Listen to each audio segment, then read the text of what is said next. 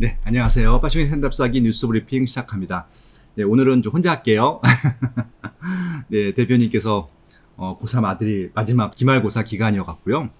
셔틀을 해주셔야 된다 그래서 일단 제가 오늘은 이번 주만 짧게 저 혼자 진행하도록 하겠습니다. 지난주에 임대차 3법이 통과했습니다. 굉장히 많은 논란이 있었고요. 아마 이제 그 논란은 점점 더 커지지 않을까 합니다. 물론 정상적으로 살고 계신 분들이 이사를 나가는 상황은 안 생기겠지만 아마 이제 새롭게 이사를 하시거나 임대집을 구하실 분들한테는 조금 문제가 될 수도 있다. 뭐 그런 좀 우려가 되기도 합니다. 그러니까 제가 늘 말씀드리지만 1가구 1주택으로 내 집 마련하셨던 분들한테는 전혀 문제가 안 될 것 같고요. 근데 당장 이사를 가셔야 되는 분들한테만 조금 문제가 생길 수 있을 것 같고, 가장 큰 문제는 무주택자분들이죠. 전세를 이제 쉽게 구할 수가 없을 것 같습니다. 특히 인기가 많은 입들 같은 경우는요. 뭐 그런 얘기들을 좀 해보도록 하겠습니다. 먼저 첫 번째 뉴스입니다. 매일경제 뉴스고요. 임대차법 첫날 대혼선, 곳곳에서 계약 취소되고 있다라고 합니다.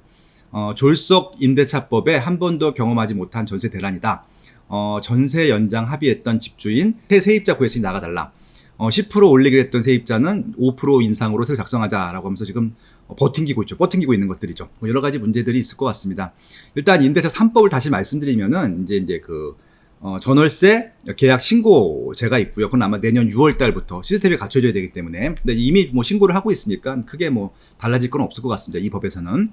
근데 이제 계약갱신 청구권과 전월세 상한제가 시행됨으로써 여러 가지 문제들이 있는데, 중요한 것은 임대인과 임차인의 이게 의사가 맞아야 되는데, 지금은 무조건 임대인들 의사는 중요하지 않고 임차인들한테만 의사를 물어보고 그렇게 시행하는 것으로 되고 있어서 여러 가지 좀 문제들이 생기고 있다는 것들이죠. 계약이라고 하는 게 한쪽이 일방적이면 계약이 아니거든요. 그것들은 어떻게 보면은 예, 계약이 아니라 뭐 노예각서 같은 거가 될 수도 있는 것들이죠.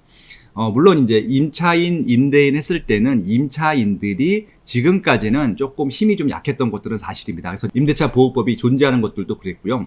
근데 그럼에도 불구하고 이건 민간 그 계약 관계이기 때문에 분명히 합의하는 것들이 있어야 되는 것들이거든요.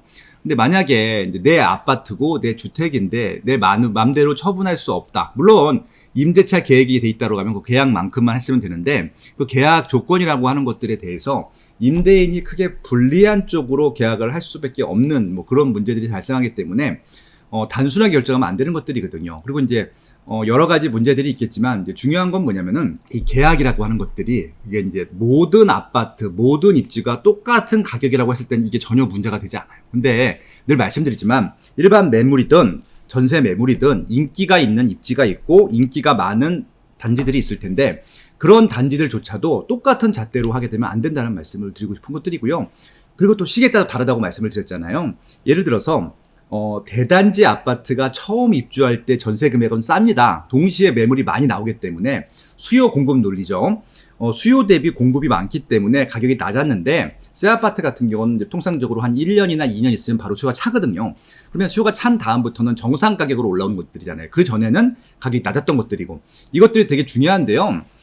최근에 그러니까 문재인 정부 들어서 가격이 많이 올라간 이유는요, 이명박 정부 전체하고 박근혜 정부 초반까지 가격이 많이 빠졌었거든요. 그러다 보니까 빠진 만큼 회복하는 과정에서 정상 가격을 회복하는 것들이었었는데, 그것들을 많이 올랐다라고 표현을 하는 것들이죠.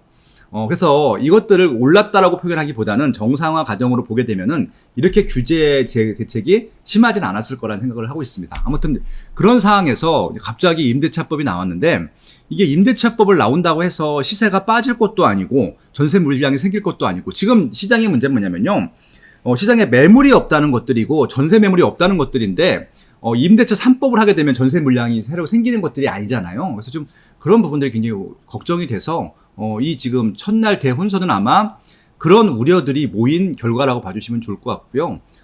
이게 지금 누구나 예측할 수 있겠지만 지금 첫날 문제가 아니라 실질적으로 계약을 갱신할 때부터 이런 문제들이 막 더 쏟아져 나올 텐데 살짝 좀 걱정이 좀 됩니다. 예, 일단 그런 말씀을 드리고 싶었고요. 예, 두 번째 기사입니다. 과속 입법 후폭풍일 텐데요. 매일경제 뉴스고요. 임대차법 시행 당일 국토부에 문의를 했더니 우리도 몰라라고 합니다. 예, 이게 문제입니다. 왜 모를 수밖에 없죠. 그러니까 이게 공무원분들이 문제가 없죠. 왜냐면은 이분들은 당장 뭐 만들어서 발표하라라고 해서 발표를 했는데 이게 법을 만드는 부서들이 있고 법을 집행하는 부서들이 있고 처벌하는 기관들이 있을 때 다 다르잖아요. 그러니까 이것들이 단순한 문제가 아니거든요. 왜냐면은 지금 법은 국회에서 만들었죠. 민주당에서. 근데 민주당에서 만드는 과정을 통해서 실제 실무하시는 분들과 협의를 했는지는 잘 모르겠습니다, 솔직히. 근데 이번에 그 통과 과정에서도 뭐 찬반 토론회도 안 하고 공청회도 안 하고 아무것도 안 하고 그냥 통과시켰거든요. 세부 규정이 없어요. 이걸 어떻게 지금 할지 잘 모르겠습니다. 그러니까 이렇게 과소기법도 아니고 졸소기법이잖아요. 이렇게 되면은. 그러니까 이제 그 윤희숙 국회의원이 이따 보여드리긴 할 텐데 그분이 굉장히 잘 짚었더라고요. 이렇게 중요한 법을 정말 똥똥똥해서 그냥 뭐 하루 이틀 만에 뚱땅으로 해서 만들 법이 아니잖아요. 더군다나 이분들은 부동산 시장을 잘 모르시는 분들이거든요. 그냥 시세가 올라간다, 다주택자들의 투기가 문제다, 이거로 알고 계신데 서울이라는 시장은 다주택자들의 투기가 없어요. 그러니까 그걸 모르는 상태에서 계속 똑같은 제도들이 나오다 보니까 엉뚱한 지금 시장의 흐름이 나오는 것들이잖아요. 4년 내내 가격이 올랐잖아요. 그러니까 이것들에 대해서 근본적인 원인 분석이나 반성 없이 그냥 막 밀어붙이고 있는 것들이거든요.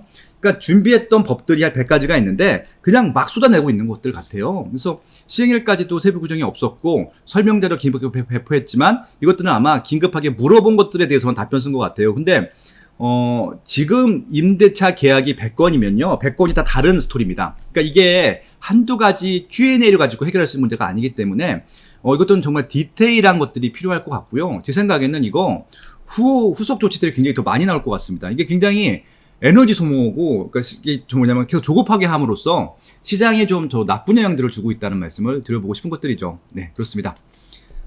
세 번째 뉴스는요, 이제 9월 이사철에 집주인들 대거 실입주를 하는데 세입자와 충돌 시작됐다. 이겁니다, 벌써. 근데 벌써 보면은 정부에서는 이제 실거주를 유도하고 있는 것들이잖아요. 전세 물량을 줄이고 싶고 실질적으로 세금을 낼 수 있는 자가 거주민들을 더 많이 만들고 싶은 것들이죠. 예, 그렇죠. 그러다 보니까 전세가 지금 갑자기 지금도 57주째 줄어들고 있었는데 점점점 더 줄고 있죠.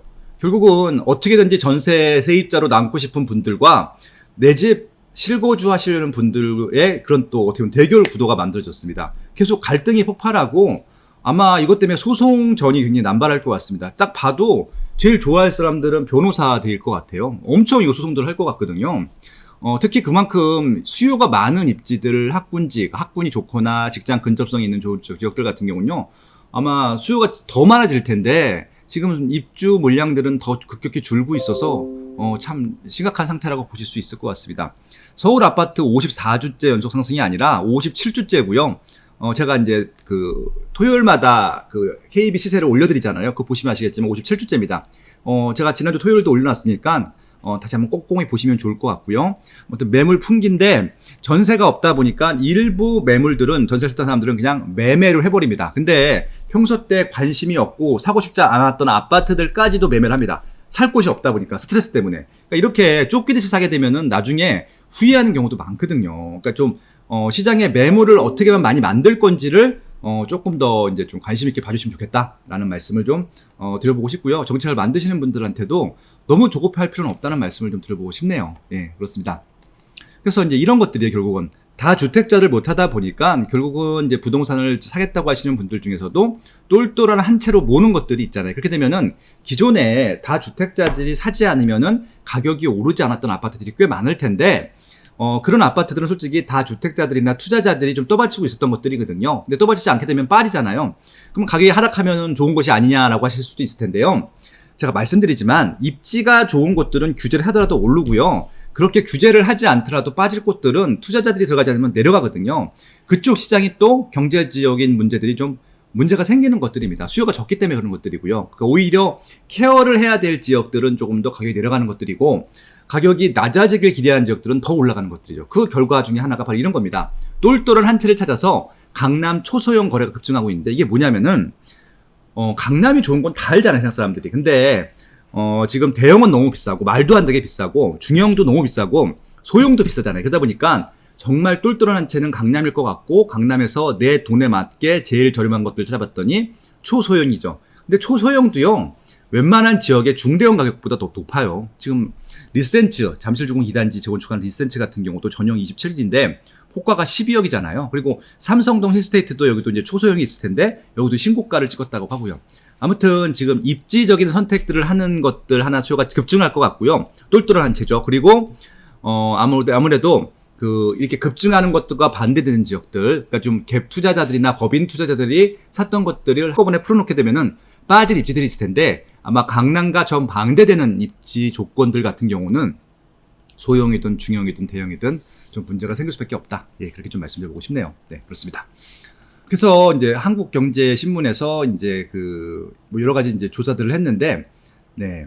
지금 조사를 해봤더니 지금 여기 보면 온라인 부동산 플랫폼 직방에서 지난 17일, 27일, 그러니까 이제 7월이겠죠. 7월 17일, 27일에 사용자들 1982명을 대상으로 설문조사를 했습니다. 물론 이제 대부분의 국민들은 아니죠. 근데 이제 직방 같은 경우는 아무래도 부동산에 관심이 있는 층들이 응답했을 가능성이 높겠죠. 그럼에도 불구하고 의미는 있다고 생각을 하는데, 지금 10명 중에 7명이 내년 상반기까지 주택을 구매하겠다라고 하는 것들이죠. 결국은 이제 무주택자들이라든지 이사를 가려고 하는 1주택자들이 아마 이런 목적들로 말씀을 할 텐데, 예, 그러니까 거주 지역 이동하고요. 전월세 이동이 제일 많겠죠. 두 개 합치게 되면 59%일 것 같고, 본인 외 가족 거주, 그러니까 이제 자녀들한테 집을 마련해 주겠다는 것들이죠. 뭐 그런 부분들입니다. 아무튼 이렇게 주택을 구매하겠다는 수요가 빠지지 않는 이상 아마 인기 있는 입지 같은 경우는 가격이 빠지기가 어려울 것이다. 일단 그런 말씀을 좀 드리고 싶네요. 네.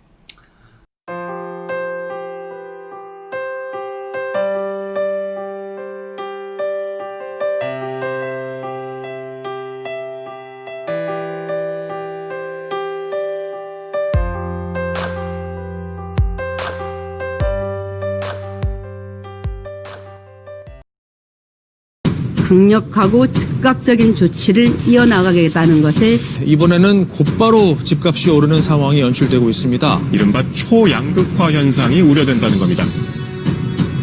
초강력 규제와 부동산의 양극화 시대, 사야 할 부동산은 더 명확해지고 있다. 부동산 매매의 입지 선정과 돈 버는 핵심 입지 20곳을 완벽 분석한 이제부터는 오를 곳만 오른다. 인터넷 교보문고에서 이제부터는 오를 곳만 오른다를 검색하세요.